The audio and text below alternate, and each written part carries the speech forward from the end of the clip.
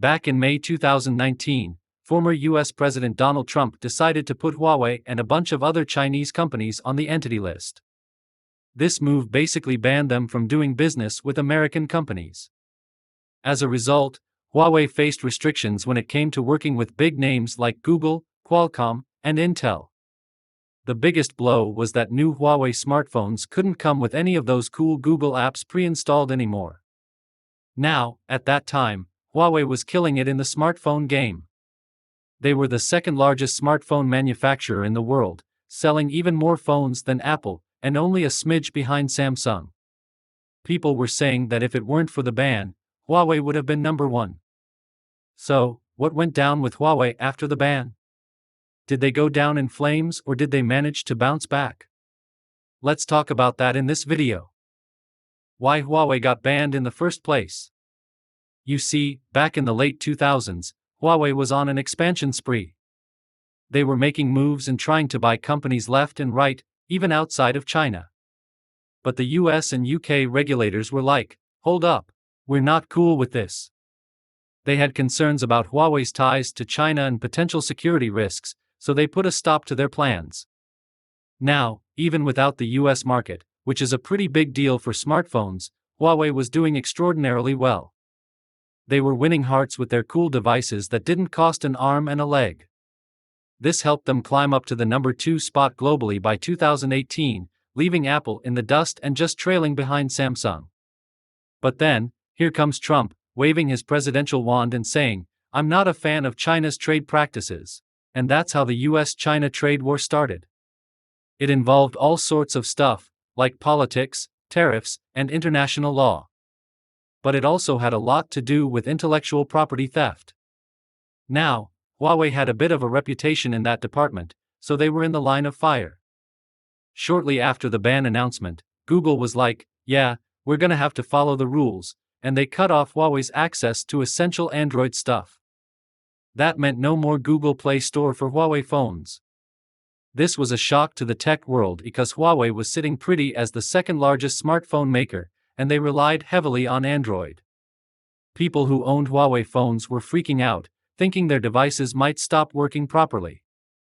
Other US-based companies didn't waste any time either. Qualcomm, Intel, ARM, Microsoft, and a bunch of others joined the ban party, making things even tougher for Huawei. How did Huawei survive the crisis? Huawei wasn't about to let this ban situation bring them down. They fired back with a bunch of statements, saying they were going to challenge this ban. They even took legal action, filing a motion claiming the ban was unconstitutional.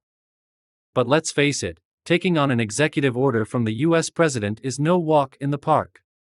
Even though Huawei couldn't use any Google-owned stuff in their phones, they could still use the Android operating system. You see, Android is open source and free for anyone to use.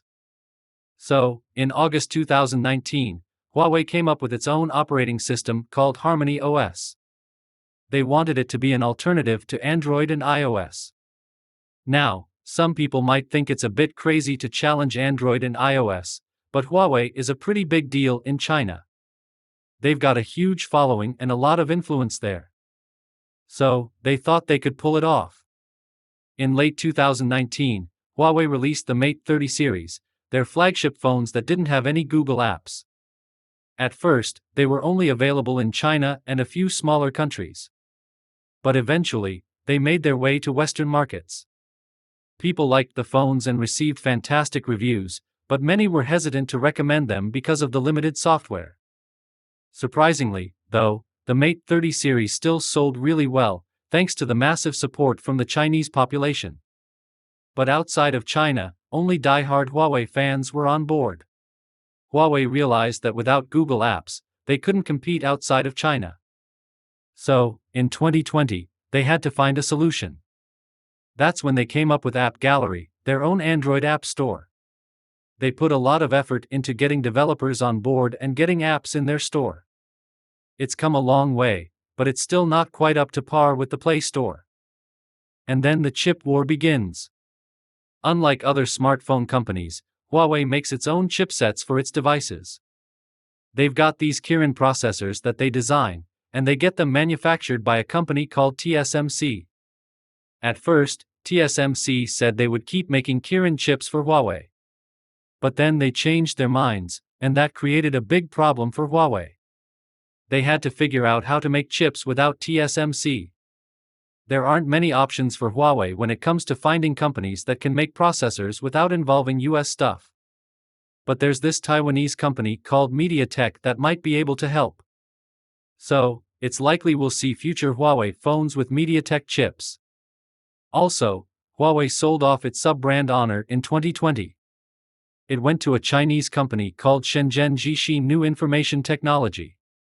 Honor used to be associated with Huawei, but now it's independent and can do its own thing without any limitations from the US sanctions.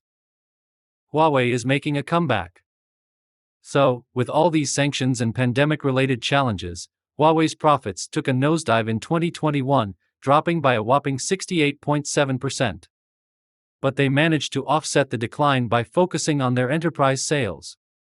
Their revenue in 2022 actually went up by 0.9%, reaching $93.5 billion. Huawei's chief financial officer, Sabrina Meng, said that 2022 was the year they pulled themselves out of crisis mode. They see the US restrictions as their new normal, and they're getting back to business as usual. In 2022, Huawei shifted gears and started expanding their corporate business. They started offering network equipment and services to different industries like healthcare, manufacturing, transportation, and mining. The goal was to help these industries with their digital transformation. Huawei's enterprise business revenue in 2022 grew by a whopping 30% compared to the previous year, reaching $19.4 billion. That's a big improvement from their 2.1% growth in 2021. Huawei also saw growth in their information communications technology infrastructure business and a recovery in their device business. They even had rapid expansion in their digital power and cloud computing sectors. Research firm Omdia reported that Huawei's smartphone shipments in the third quarter of 2022 reached 8.6 million units, a significant 48% increase from the previous year. That's a huge comeback from the decline they experienced in 2021. But even with all this progress, Huawei's revenue in 2022 was still way below their record-breaking $122 billion in 2019, when they were at the top of the Android smartphone game. Conclusion: when Huawei was cut off from Android, they came up with Harmony OS. And when they couldn't use the Play Store, they created App Gallery. They're doing their best to be self-sufficient and find alternatives to the things they lost because of the ban. So, it seems like Huawei is making a comeback and slowly regaining their market share. They've faced some serious challenges, but they've managed to navigate through them pretty well so far. The big question is, how long can they keep it up? Will Huawei make a full comeback in the smartphone industry? Let us know what you think in the comments below. And if you liked this video, hit that like button and subscribe to our channel for more interesting stuff happening in Asia.